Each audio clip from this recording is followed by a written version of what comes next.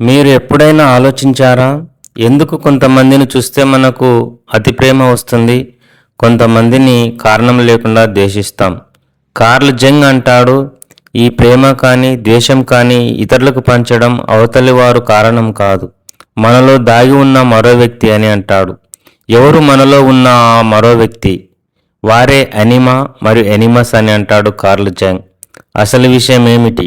మనకనిపిస్తుంది నేను పురుషుడిని, నేను స్త్రీని. కానీ జంగ్ చెబుతున్నది ఏమిటంటే ప్రతి పురుషుడిలో ఒక స్త్రీ ఉంటుంది, ప్రతి స్త్రీలో ఒక పురుషుడు ఉన్నాడు అంటాడు. అవి బయటకు కనిపించవు, అవి మన అచేతనంలో అన్కాన్షియస్లో దాగి ఉంటాయి అని అంటాడు. పురుషుడిలో దాగి ఉన్న స్త్రీ అనిమా అంటాడు, స్త్రీలో దాగి ఉన్న పురుషుడు ఎనిమస్ అంటాడు. కార్ల్ జంగ్ ప్రకారం మీరు మీరే కాదు, మీలో ఇంకొకరు ఉన్నారు అని అంటాడు. ఇది ఇలా ఎందుకు ఉంటుంది?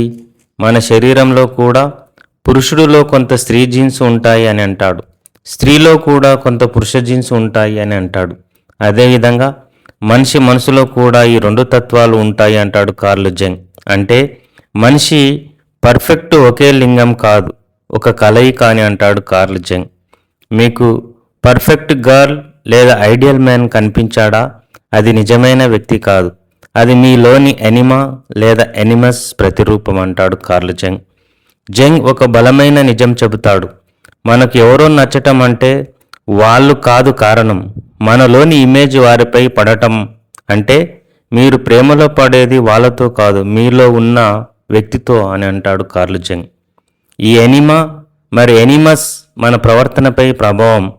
పురుషుడిలో ఎనిమా ప్రభావం వలన భావోద్వేగాలు పెరుగుతాయి, క్లారిటీ తగ్గుతుంది, కన్ఫ్యూజన్ వస్తుంది.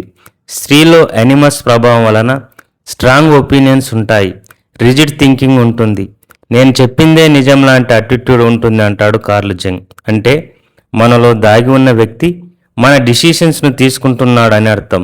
మనలో ఉన్నది బయట వారి మీద పడుతుంది. అందుకే స్త్రీలు హీరో మరియు ఇంటలెక్చువల్ వ్యక్తులపై ఆకర్షితులవుతారు, పురుషులు మిస్టీరియస్ ఎమోషనల్ స్త్రీలకు ఆకర్షితులవుతారు అంటాడు కార్ల్ జంగ్.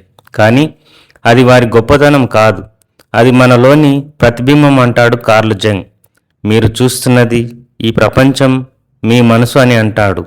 ఒక మనిషి పూర్తిగా ఎనిమా లేదా ఎనిమస్ ప్రభావం ఉంటే లాజిక్ పోతుంది, మీనింగ్లెస్ ఆర్గ్యుమెంట్స్ వస్తాయి, ఇగో ఫైట్స్ పెరుగుతాయి అంటాడు కార్ల్ జంగ్. మనం రోజు చూస్తున్న ఫైట్స్, డిబేట్స్ ఇవి చాలా వరకు మనసు కాదు, మనలోని షాడో ఫైట్స్ అని అంటాడు కార్ల్ జంగ్. మీరు మాట్లాడడం లేదు, మీలో ఎవరో మాట్లాడుతున్నారు అంటాడు కార్ల్ జంగ్.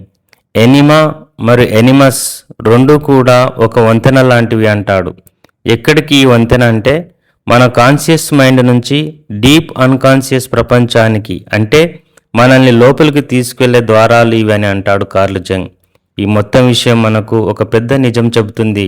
మనం బయటి ప్రపంచాన్ని చూస్తున్నామని అనుకుంటాం, కానీ నిజానికి మనల్ని మనం చూస్తున్నాం. నీకు నచ్చిన వ్యక్తిని కాదు, నీలోని ప్రతిబింబాన్ని నువ్వు ప్రేమిస్తున్నావని అంటాడు కార్ల్ జంగ్. ఇది అర్థం చేసుకుంటే మన రిలేషన్షిప్స్ మారిపోతాయి, సెల్ఫ్ అవేర్నెస్ పెరుగుతుంది, మరియు నువ్వు నిజంగా నిన్ను నువ్వు చూడడం మొదలు పెడతావు అని అంటాడు కార్ల్ జంగ్. ఈ వీడియో నచ్చితే లైక్ చేయండి. ఇలాంటి డీప్ సైకాలజీ, ఫిలాసఫీ కాన్సెప్ట్స్ వీడియోల కోసం సబ్స్క్రైబ్ చేయండి. Thank you. నమస్తే. ఇది cognitive minds Telugu. Thank you.